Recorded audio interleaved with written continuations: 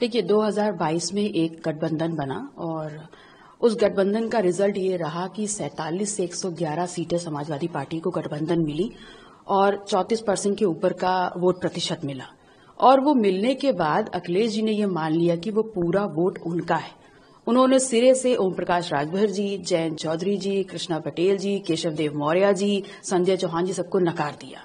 तो ये वोट जो समाहित हुआ उनके पास 111 सीट्स के रूप में, वो इन सब की मेहनत का रिजल्ट था। और धीमे धीमे सब अलग होते चले गए। अपना दल सबसे ज्यादा दूरी तक समाजवादी पार्टी के साथ चलने की मुहिम को लेकर के साथ चला था। और अचानक से आप सभी ने देखा कि एक प्रेस कॉन्फ्रेंस के माध्यम से हमको भी पता चला कि हम गठबंधन में थे ही नहीं। तो ऐसे में क्या करते?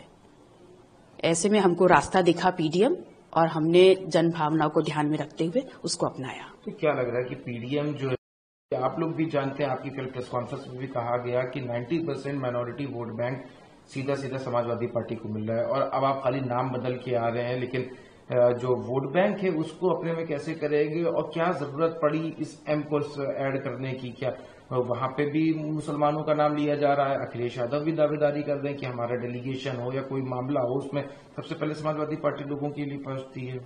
देखिए अभी जो वर्तमान परिस्थितियां हैं उसमें अगर आप देखें, सबसे ज्यादा जो सामाजिक समुदाय हैं जिनका शोषण हो रहा है, दमन हो रहा है, वो पिछड़े समाज की कुछ जातियां हैं, दलित हैं और मुसलमान हैं।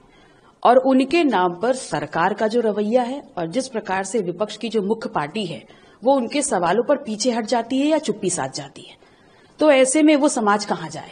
उसके हक और अधिकारों की बात कौन करेगा? तो अगर हम उनका वोट ले रहे हैं तो उनके हक और अधिकारों पे, उनके दमन पे, उनके साथ हो रहे अन्याय पे हमें आगे खड़ा होना पड़ेगा। और यही जन भावना हमने लोगों के बीच में रीड करी कि उनके जायज सवालों पे कोई बोलने को तैयार नहीं है। तो अगर भावना जो लोगों की है और वो चाहते हैं कोई उनके लिए आगे बढ़े, तो हमने उन जन भावनाओं का सम्मान किया है और एक नया विकल्प दिया है। और पूरी उम्मीद नहीं, हमें पूरा मतलब विश्वास है इस बात का कि जनता हमारा साथ देगी।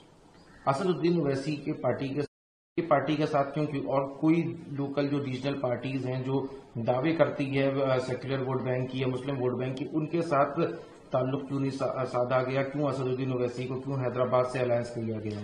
देखिए ये जो पिछला दलित मुसलमान मोर्चा हमने बनाया है, इसमें कल हमारे पास मंच के 4 मुख्य पार्टी थी और हमने उस प्रेस कॉन्फ्रेंस के माध्यम से ये भी कहा कि जो भी पिछड़ा दलित मुसलमान और सामाजिक न्याय की सोच वाली तमाम पार्टियां जो हमारे साथ जुड़ करके इस मुहिम को और मजबूत करना चाहती हैं, उन सभी का हम खुले दिल से स्वागत करते हैं। कल तो आगाज हुआ है और लगातार हम सभी पार्टियों को और भी पार्टियों को अपने साथ जोड़ करके सभी की बात को उठाएंगे और मजबूती से लड़ेंगे।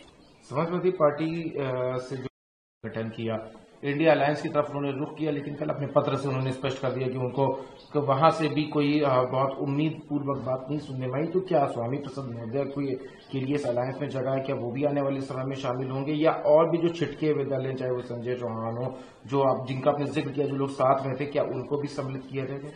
देखिए स्वामी प्रसाद मौर्य जी एक बहुत कद्दावर नेता हैं, बहुत अनुभव है उनका।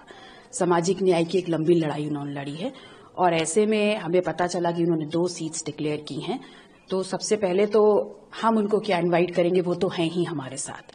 और रही बात जो सीटें उन्होंने डिक्लेयर करी हैं, वहां वो चाहेंगे तो हम प्रचार करेंगे, वो चाहेंगे तो हम वहां बैठ करके उनका साथ देंगे। वो बड़े हैं, वो जो भी निर्णय लेंगे हम उनका स्वागत करेंगे। आपके साथ तो नहीं शामिल हैं? देखिए उनकी व्यस्तता थी जिस कारण वो शामिल नहीं हो पाए, लेकिन हमारे हर निर्णय और हमारे साथ को उन्होंने कभी नहीं नकारा। इस पीडीएम में कब शामिल हो रहे हैं? बहुत जल्द।